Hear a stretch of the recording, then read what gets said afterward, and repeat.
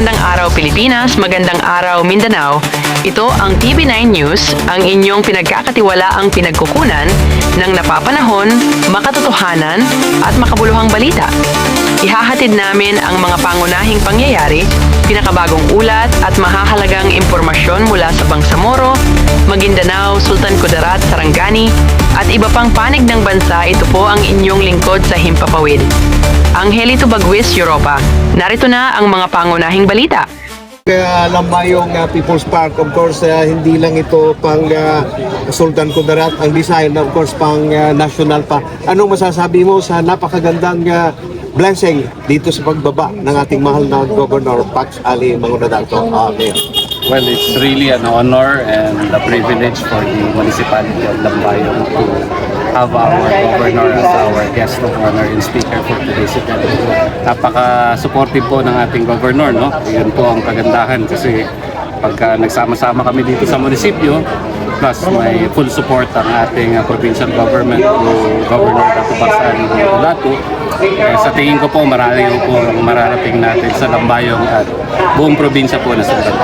Maganda at detalye yung pagkakakwento ninyo sa bawat departamento, LGU man, sa ating mga ABC, barangay, ay maganda ang pagkakadig ng ating mahal na gobernador na kapag may unity ay may biyaya talagang parating. Tama po yun. Wala pong isang tao ang kaya na siya lang maggobyerno. Ako, pag hindi ako sinuportahan ng Vice Mayor ko, hindi sumuport ang mga sangguniang bayan, wala rin tong mga proyekto na ito. Kaya pag pinagtulungan ng komunidad, ng mga BPATs natin, barangay officials, kasama ang municipal officials natin, plus with the strong support of the provincial government, sa tingin ko po, kahit yung close to impossibility, kaya natin ma-team. Mayor, may tricycle turnover din po ito. Yes. Saan po mapupunta yan? Ito po ay kaloob natin sa mga barangay. Katulad po ng sinasabi ko kanina, lahat po ng programa namin sa munisipyo ngayon, puro pang barangay po siya. Sinimulan po natin yan sa distribution ng mga tents, pagbibigay ng mga radio communication sa kanila, yung pagbibigay po natin ng mga rice subsidy, yung PPAT uniforms po natin para mapalakas natin yung mga force multipliers natin. Pero syempre, kailangan din po nila ng sasakyan para makapagpatrolya po sila sa barangay. Ito naman po, ang purpose po nito is para maikot nila yung kanilang barangay, mabantayan po nila, para yung mga kababayan po natin may feeling of security yung ating mga kababayan. Mayor, ano po yung layunin ng pagpapatayo po ng Lambayong People's Park? At ano po inaasahan ng mga residente dito, Mayor? Well, katulad nung sinabi ko kanina, maraming nagtatanong kahit sa amin, pag may mga bisita kami, saan ba pwedeng kumain, saan ba pwedeng pumasyal sa bayan ng Lambayong.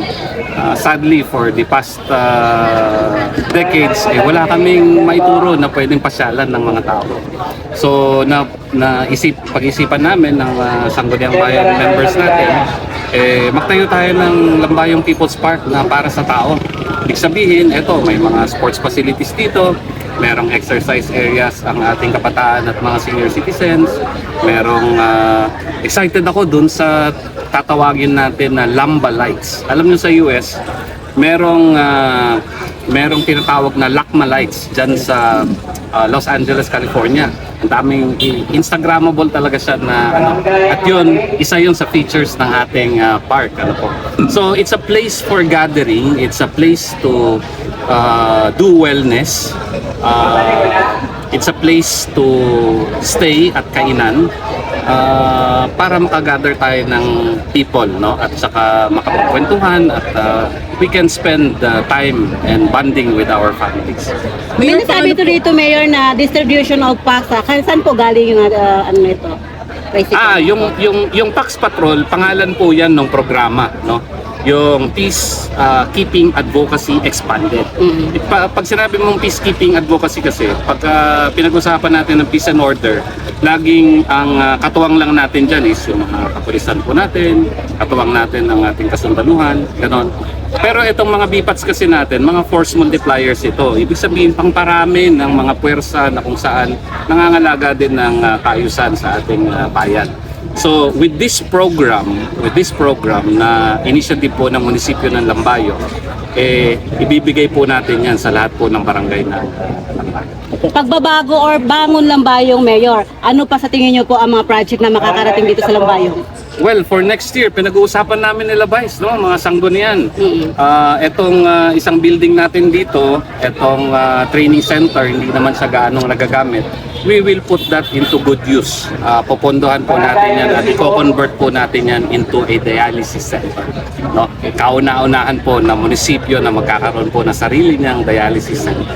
Mayor, paano po makatulong ang People's Park sa Lambayong in terms of turismo, kabuhayan at ekonomiya sa Lambayong? Well, katulad po nung sinabi ko kanina, marami rin pong commercial establishments dito. So ibig sabihin, kung mayroong mga gustong magnegosyo, magkaroon sila ng opportunity na magnegosyo. Unang-una, yung aming produkto dito sa Lambayong, yung kakanin, sikat na sikat po yan. Pagka may bisita po, nagtatanong, saan kami pwedeng bumili ng kakanin? Walang maituro na physical store, no? And isa po yun sa feature ng ating Lambayong People's Park. A venue where you can eat, a venue where you can play, a venue where you can bond with your family. Yan po ang gagawin natin dito sa bayan natin. Nakapagbitaw po ang ating mahal na governor na mayroong gagawing malaking NAIA project dito, around mga 61 million or more than. Anong masasabi niyo doon kung sakaling ngayong taon or next year, malaking bagay ito sa mga farmers natin? Malaking bagay po talaga, no? Kasi ang Lambayong po is considered the rice granary of Sultan Kudarat. At kung lahat po ng palay po sa palayan sa bayan ng Lambayong ay irrigated, maybe we could reclaim again yung title natin na rice granary of Region.